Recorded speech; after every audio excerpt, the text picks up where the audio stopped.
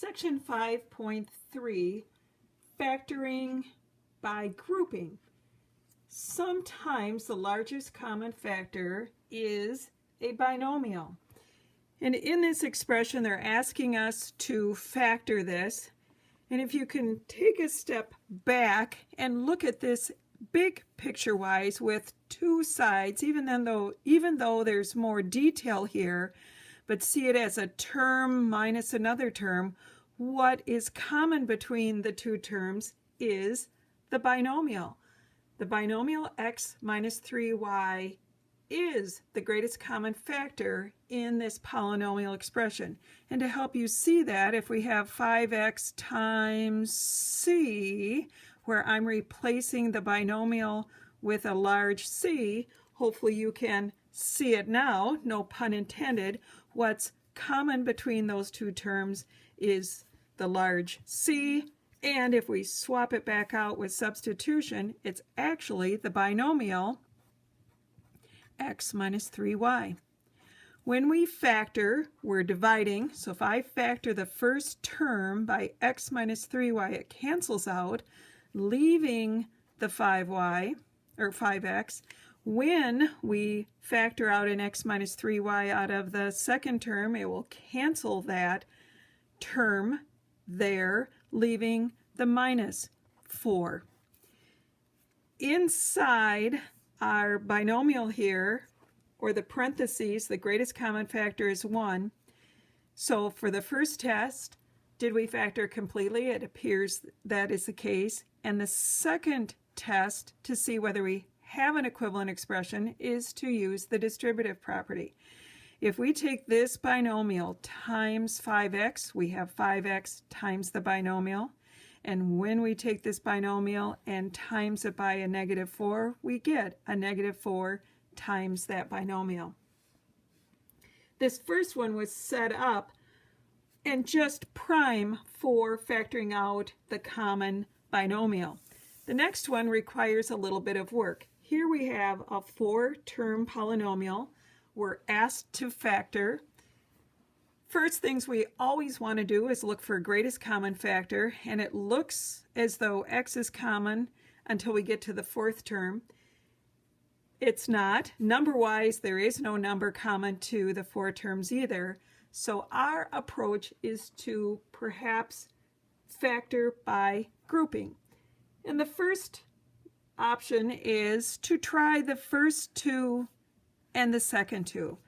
And if that doesn't work, then we can regroup and try again, but let's see where this goes. So temporarily, we're going to ignore those 3rd and 4th terms and just concentrate on the first two terms. What's the greatest common factor? Well, there's an x, and the lowest power common to both is an x squared. So each of these terms will be factored or divided by x to the second. X to the third over x to the second leaves an x. X to the second over x to the second cancels out, giving us a 1 times the 3, or 3. A quick multiplication, we're back to what we had. Now, ignoring those and moving on to the second pair, what's common between the two terms? A 5. Dividing or factoring a 5 from each one of those terms, 5 over 5 cancels out, leaving a 1 times x, or x.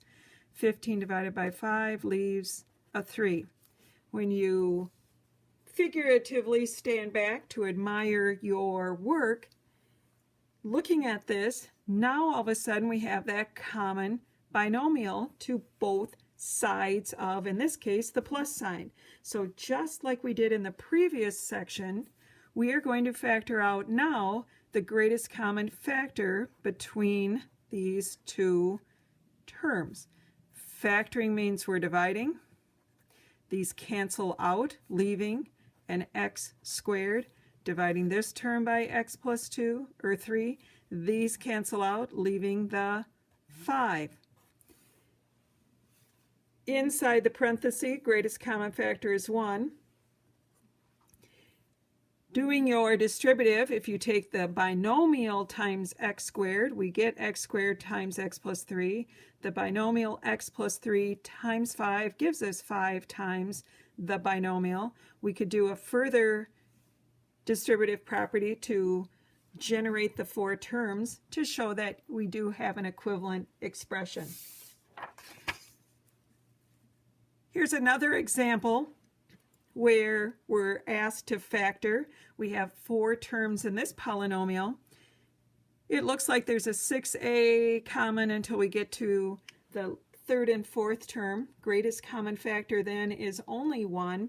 And we'll use that same technique of grouping them by 2 to see if we can factor this, in fact. And just for convenience sake, try the first 2 grouped together and the last 2 grouped together. And as I mentioned, if that doesn't work, then perhaps shuffle and try a different combination. Well, as I mentioned a minute ago, between the first 2 terms there is a common 6a. So factoring out a 6a out of each of those terms leaves us with an x. The 6a's cancel out, leaving us with a y. And you can do a quick distributive property to check that you have factored this. Here, if we look at the 3rd and 4th term as a group, is exactly what we're looking for. So there is nothing more to do with this, and quite frankly we can't do any more because there is no common term other than 1 between these 2 terms. Other than visually to help us see the pair, the binomial common to both, I'll put parentheses around these 2 terms, and to further illustrate and help us, I'm going to put the implied coefficient of 1.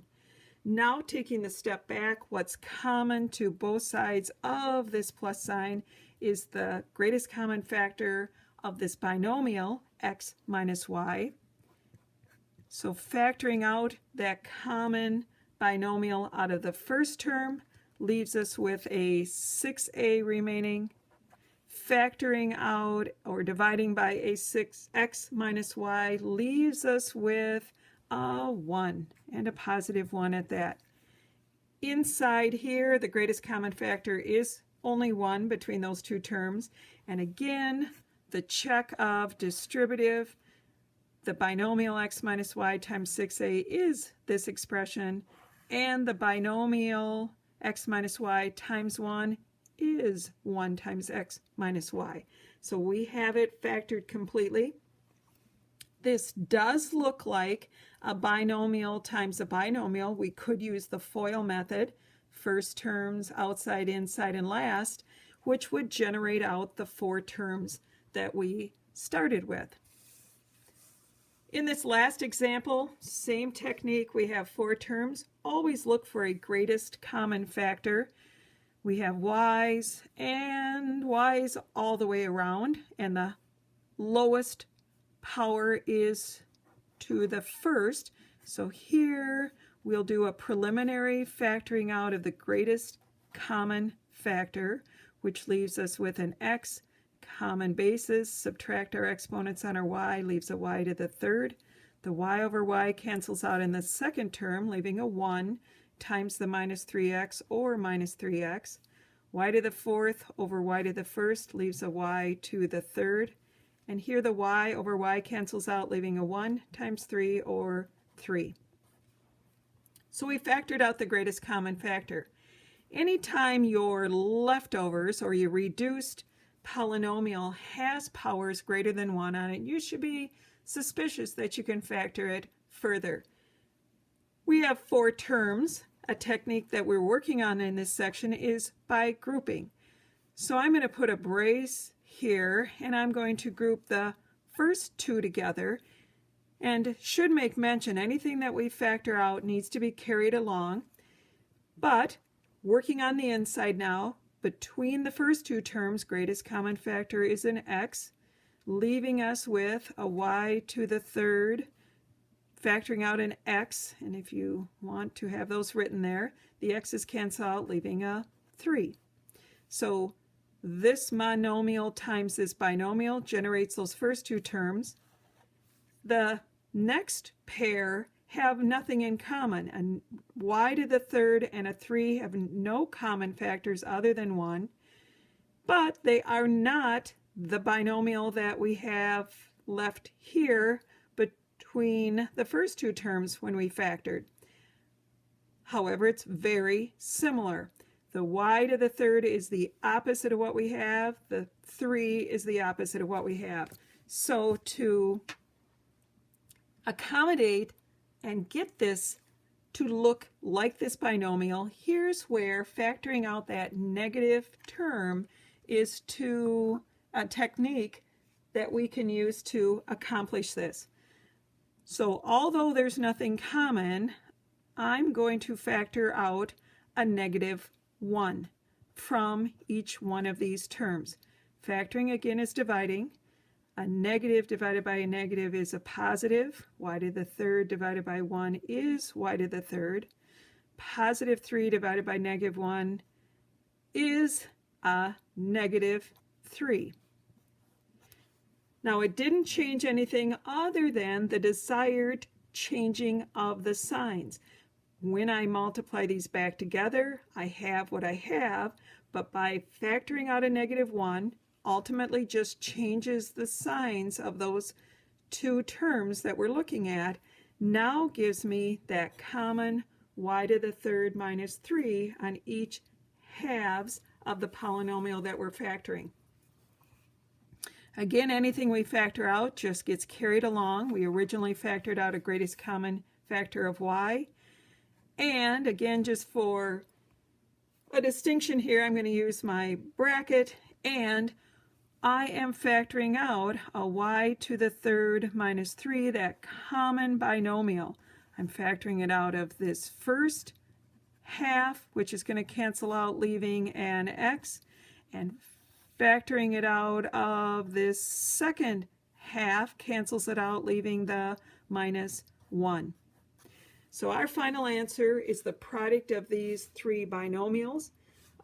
Multiplication to prove that they are equivalent to the original expression would be a good procedure, and checking that each one of these polynomials that are in the factored form are factored completely. Y to the third and 3 have nothing common other than 1, and x minus 1 has nothing common. These can be in any order, and the brackets were there just for visual purposes. We could have had a y times y to the third minus 3 times the binomial x minus 1 for our final answer as well.